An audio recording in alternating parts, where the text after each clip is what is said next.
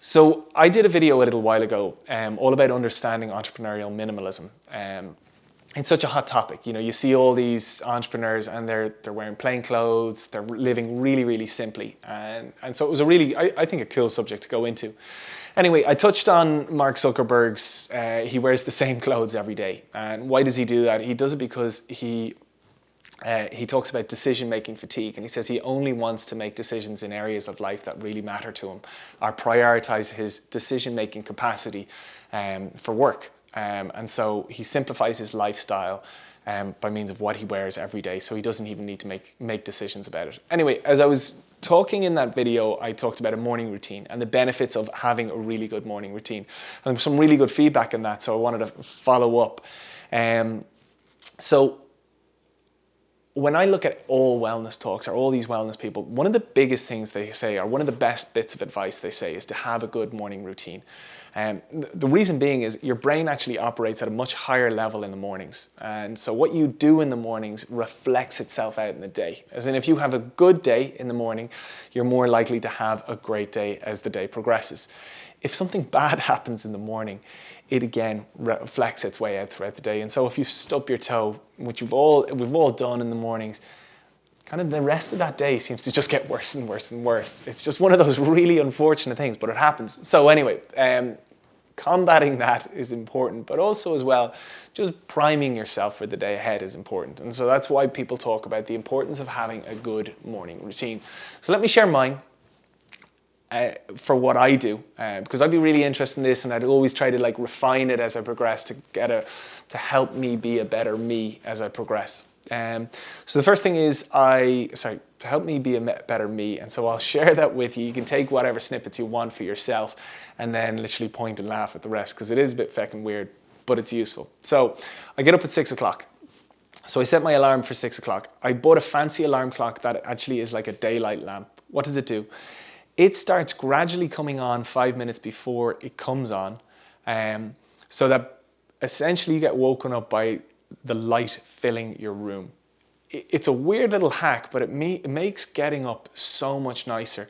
Instead of some mad alarm ringing in your ear and frightening the hell out of you, you actually gradually wake up. So I'd really highly recommend that. So I get up at 6. I have 2 or 3 glasses of water with lime in it. They say it's really good for just literally flushing out your system. I think that's interesting. I intermittent fast, so I try not to eat after 8 p.m. and not before 12 p.m. Reason being is give your digestion system a little bit of a rest. There's a whole load of other benefits. If you're interested, just search up benefits of intermittent fasting and the list will go on. Anyway, I do exercise. So I go to the gym 3 times a week at 6:30, and then I do yoga on Tuesdays and Thursdays.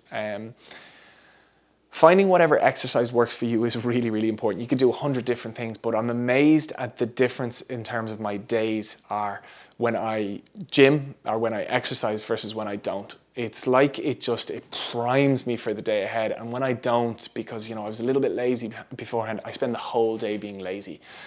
So that's something I'd really, really highly recommend. Get up in nice terms, in terms with your alarm clock. Get something, just flush yourself out with a bit of water.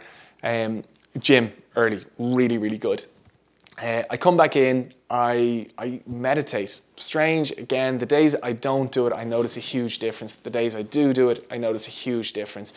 If you've no idea what it is, just literally type into YouTube 10 minutes guided meditation for the day ahead, or whatever it is. I guarantee if you do it a few times, you'll first think you're a complete fucking weirdo sitting in the room listening to YouTube with some odd voice telling you to relax deeper and all that. But after 2 or 3 weeks, you'll notice that the days you do it are better than the days you don't. The night before I go to bed, I lay out the clothes that I'm going to wear. Again, it's just a simple thing. It's taking that decision out of it, but it's really, really helpful.